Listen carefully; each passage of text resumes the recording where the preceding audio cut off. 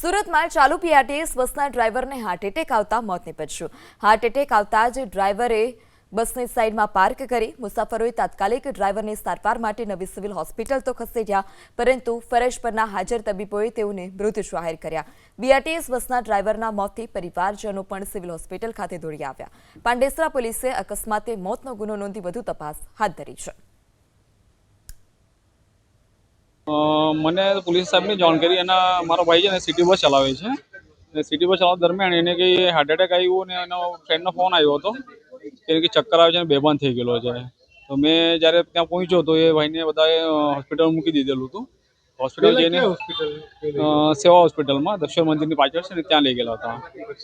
તો ત્યાંથી એવી ખબર પડી કે કેસ ફેલ થઈ ગયેલો છે। બીઆરટીએસ બસના ડ્રાઈવરના મોતથી પરિવારજનો પણ સિવિલ હોસ્પિટલ ખાતે દોડી આવ્યા। પાંડેસરા પોલીસે અકસ્માતે મોતનો ગુનો નોંધી વધુ તપાસ હાથ ધરી છે।